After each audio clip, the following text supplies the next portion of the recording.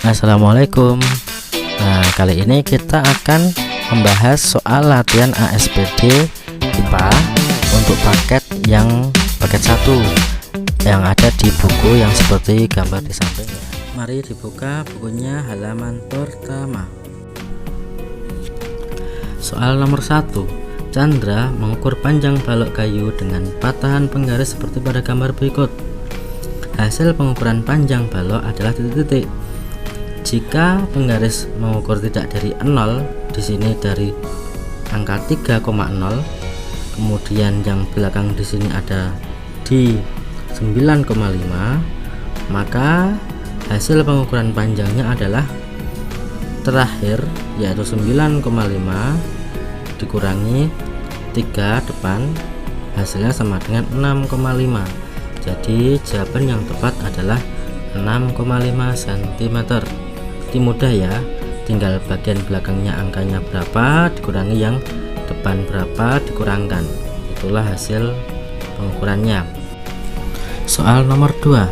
Sebuah bejana gelas berisi penuh air seperti gambar. Jadi ini ada bejana diisi air lalu dipanaskan. Setelah beberapa waktu sejumlah air tersebut tumpah. Hal ini disebabkan oleh titik-titik.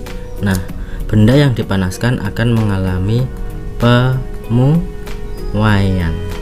Jadi yang mengalami pemuaian adalah air dan bejana. Jadi air dan bejana. Zat cair dan zat padat pasti ada perbedaan pemuaiannya. Di sini akan mengalami pertambahan volume ya. Nah, zat cair ini mudah memuai dibandingkan zat padat, sehingga pertambahan volumenya air ini lebih besar dibandingkan bejana yang berupa zat padat. Jadi jawaban yang tepat adalah, perhatikan apakah A, pertambahan volume air lebih besar daripada pertambahan volume bejana gelas. Betul ya. Jadi karena air itu lebih cepat memuai, lebih cepat bertambah volumenya, maka nanti akan tumpah karena tidak diimbangi oleh pertambahan volume wadahnya, begitu. Jadi jawaban yang benar itu adalah A. Soal nomor 3. Perhatikan gambar 3 partikel zat berikut ini. Jadi ini partikel zat A lebih padat, lebih rapat dibandingkan partikel zat B. Ini paling rapat ya, kemudian ini renggang, ini sangat renggang. Jadi dari partikel ini kita bisa simpulkan bahwa A itu padat, kemudian yang B yang renggang itu adalah cair, sedangkan yang C adalah gas, gitu. Kemudian yang diminta pertanyaannya adalah perubahan wujud yang ditunjukkan nomor 2 ini, kemudian nomor 5 ini, dan nomor 4 adalah titik. Nah, nomor 2, perhatikan perubahan dari gas menjadi cair. Jadi nomor 2, gas jadi cair adalah mengembun ya. Kemudian yang nomor 5 yaitu ini dari cair ke padat, yaitu membeku. Kemudian yang nomor 4, dari gas menjadi padat, mengkristal. Nah, itu jawabannya, yaitu yang betul adalah C. Mudah ya. Jadi kalian tinggal ingat ada 6 perubahan wujud itu, diingat nama-namanya. Kita lanjut nomor 4. Perhatikan logam yang dicelupkan ke dalam 100 gram air berikut. Logam M, ini ada logam M dalam kondisi seperti gambar. Nah, ini ada masanya 200 gram, kemudian suhunya 56 derajat Celcius. Tuh logam M dicelupkan ke dalam air yang suhunya di sini 66 derajat Celcius. Diketahui kalor jenis air 4200 Joule per kilogram derajat Celcius. Jika wadah tidak menyerap kalor, maka kalor jenis logam M ini adalah titik. Di sini ada peristiwa apa? Ada benda yang melepas kalor dan yang menerima kalor. Nah, jadi kita ingat ada asas Black di mana kalor yang dilepas itu sama dengan kalor yang diterima. Di sini siapa yang melepas kalor? Nah, yang melepas kalor adalah benda yang suhunya lebih tinggi. Nah, kalau logam M suhunya 56, kemudian air 66, suhu yang lebih tinggi siapa? Yang lebih tinggi air.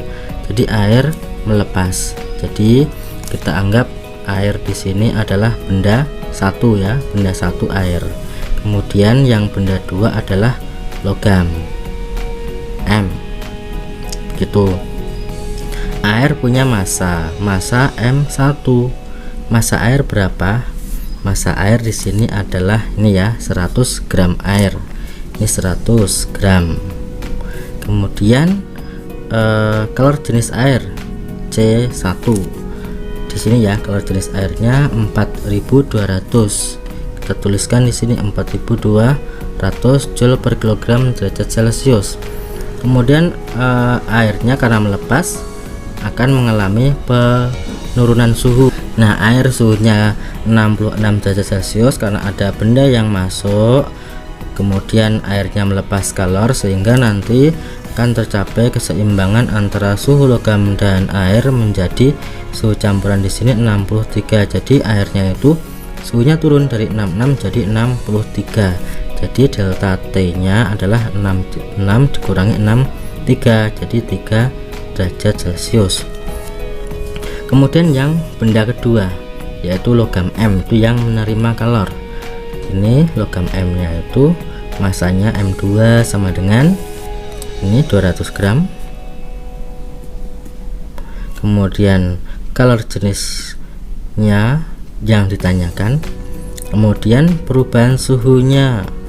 Nah, ini yang menerima berarti akan naik suhunya. Jadi dari awalnya itu suhu mula-mula 56 derajat Celcius, kemudian dimasukkan mendapatkan kalor dari air menjadi 63. Jadi dari 56 menjadi 63 itu naik berapa? Naik 7 derajat Celcius. Jadi di sini 7 derajat Celcius.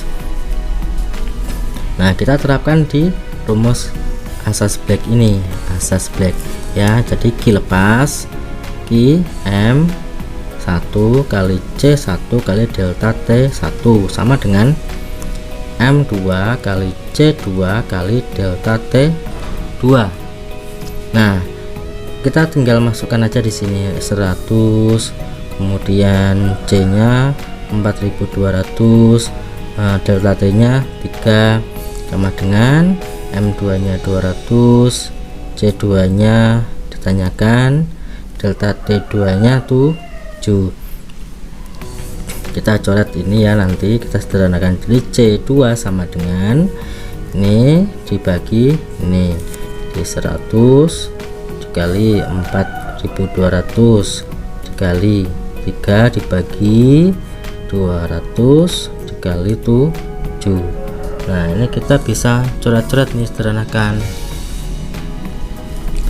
Nah, kita coret ya, ini 100 dengan 200 dapat 2. Nah, kemudian yang 4200 dengan 7, maka 42 dan 7 disederhanakan 6 ya.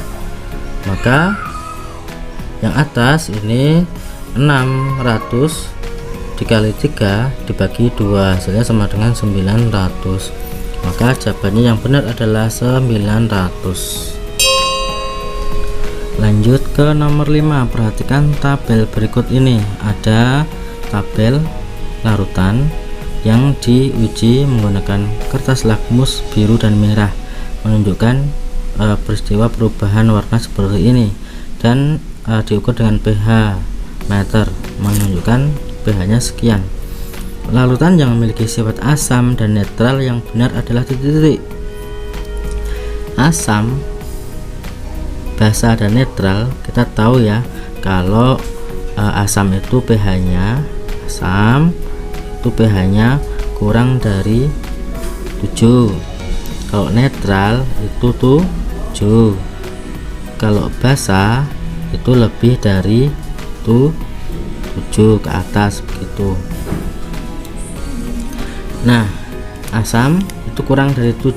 Yang mana yang kurang dari 7? Ada L, ada M gitu. Kemudian yang basa lebih dari yang netral itu yang 7, jadi N, netral N. Tadi yang asam tadi L sama M. Kita selidiki dengan lakmusnya. Kertas lakmus pada asam itu ditunjukkan dengan warna lakmus biru berubah jadi merah. Kemudian untuk lakmus merah tetap merah. Nah, di sini kok jadi biru? Nggak ada ya, biru jadi merah, merah jadi biru tuh nggak ada. Ini salah ini. Maka yang M itu kita bisa mengetahui larutan apa ini, nggak ada larutan yang menunjukkan perubahan seperti ini, jadi salah yang M. Maka yang benar adalah L sama N. Nah, jadi jawabannya adalah D. Lanjut nomor 6, perhatikan gambar berikut. Nah, berdasarkan gambar maka senyawa, unsur, dan campuran ditunjukkan oleh angka titik-titik. Nah, senyawa itu apa? Senyawa itu gabungan unsur, gabungan beberapa unsur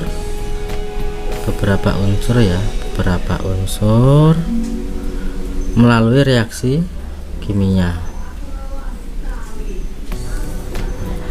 Sedangkan unsur ini ya tunggal, hanya satu. Biasanya disimbolkan seperti ini saja. Nah, jadi ini unsur ya. Sebetulnya sih ini adalah partikelnya gitu. Unsur itu partikelnya adalah atom atau molekul diatomik atau molekul poliatomik.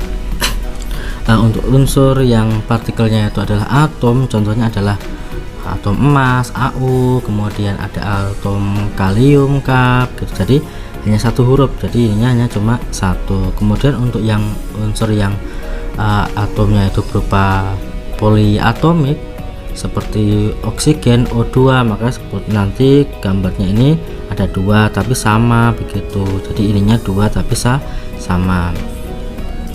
Kalau senyawa gabungan dua unsur yang berbeda, jadi ininya berbeda, makanya ini adalah gabungan dua unsur, jadi ini adalah senyawa. Nah, sedangkan yang gabungan beberapa unsur atau senyawa tapi tidak melalui reaksi kimia, maka itulah apa yang namanya campuran.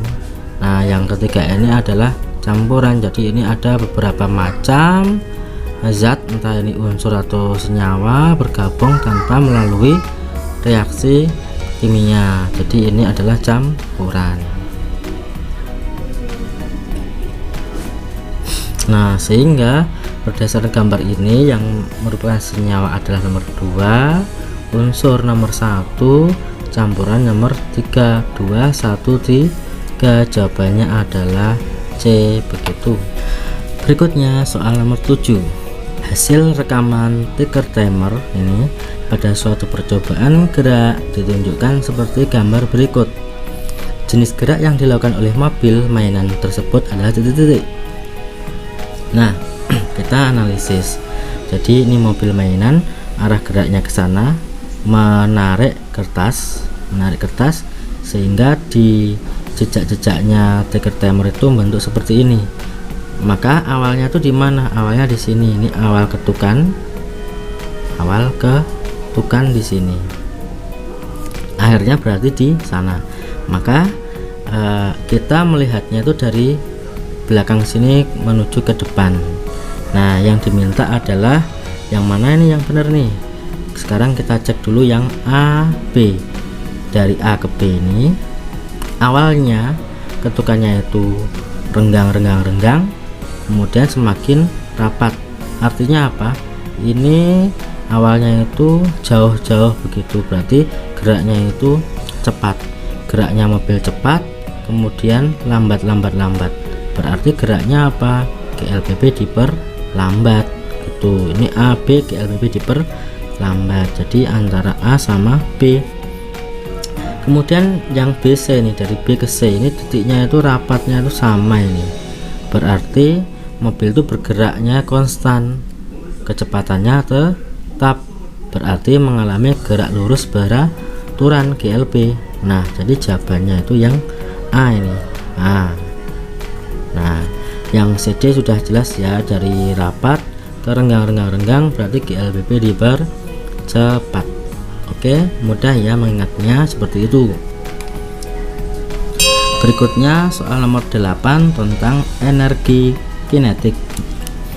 Seorang pemetik kelapa memanjat pohon kelapa yang tingginya 7 meter. Setelah sampai di atas pohon, ia menjatuhkan kelapanya ke tanah. Setelah ditimbang, ternyata kelapa tersebut 3 kg. Jika percepatan gravitasi 10 meter per sekon kuadrat, energi kinetik kelapa saat berada 1 meter di atas tanah adalah titik-titik. Contoh nih, ini ada gambarnya ya, saya gambarkan. Pohon kelapa tingginya 7 meter, ini 7 meter. Ini dijatuhkan nih, jatuh sampai ke ini di tanah di sini ya. Nah, yang ditanyakan adalah energi kinetik yang ada di sini. Energi kinetik pada saat berada 1 meter di atas tanah. Ini 1 meter ini. Nah, kita bisa menggunakan, karena rumus energi kinetik itu adalah setengah mv kuadrat, dengan tidak diketahui v-nya nggak ada, maka kita bisa memakai rumus pada energi potensial. Nah, kalau energi potensial kan M kali G kali H. H itu adalah ketinggiannya bukan 1 meter untuk energi kinetik, tapi yang kebalikannya, yang itu yaitu yang sudah ditempuh ini 7 sampai 1 itu berapa? 6. Jadi ini adalah jarak yang sudah ditempuh pohon kelapa itu sampai 1 meter. Di masanya sama dengan 3 kg, gravitasi 10, hanya 7 kurang 1, 6, sama dengan 180 joule. Jadi jawabannya adalah C ya. Nomor 9, perhatikan beberapa fenomena alam berikut ini. 1, 2, 3, 4. Fenomena alam yang disebabkan oleh perputaran bumi pada porosnya adalah titik-titik. Perputaran bumi pada porosnya disebut juga dengan rotasi ya. Nah, berarti fenomena akibat rotasi, jangan salah dengan revolusi. Nah, akibat rotasi itu, akibat rotasi bumi yaitu 1, pergantian siang dengan malam. Benar ya. Nah, ini benar. Gerak semu harian benda langit dari timur ke barat. Contohnya matahari, kemudian matahari terbit dari timur ke barat. Kemudian benar juga ya, ini nomor 2. Oke, 1 dan 2 nih ternyata. Nomor 3, perbedaan rasi bintang yang tampak dari bumi dari waktu ke waktu. Ini berarti revolusi. Perbedaan lamanya siang dengan malam. Ini juga revolusi. Jadi nomor 1 dan 2. Nomor 9 A jawabannya. Soal nomor 10, perhatikan gambar tuas berikut. Gambar 1, 2, 3, 4. Kuasa terkecil dan terbesar untuk mengangkat beban S secara berurutan ditunjukkan pada gambar nomor titik. Nah, untuk mengukurnya kita bisa menggunakan rumus tuas beban dikali lengan beban sama dengan kuasa dikali lengan kuasa. Nah, dari sini kita peroleh kuasa sama dengan W kali LB dibagi LK. Karena W nya itu beratnya sama, maka kita coret, kita nggak usah lihat, maka kita bisa menghitung F nya itu dengan membandingkan lengan beban dibanding dengan lengan kuasa. Kita awali dari nomor 1. Lengan bebannya ini beban, ini lengan beban 1, 2, 3. Jadi lengan bebannya 3 per lengan kuasanya 1, 2, 3, 3 per 3. Sedangkan yang nomor 2 ini 1 ya, ini 1. Nomor 2 ini lengan beban dibagi lengan kuasa 2 per 1, 2, 3, 4, 2 per 4 atau sama dengan setengah. Kemudian yang ketiga ini 1 per ini 1, 2, 3, 4, 5 1 per 5. Kemudian yang nomor 4 ininya 1, 2, 3, 4 per ini 2 sama dengan 2. Nah, jadi yang terkecil yang mana? 1 setengah 1/5, jadi 1/5 ya. Jadi ini yang terkecil. Kemudian yang terbesar yang mana? Ini 1, ini 2, ini 2 ya. Jadi ini yang besar. Yang kecil nomor 3, yang besar nomor 4. 3 dan 4. Jawabannya adalah C.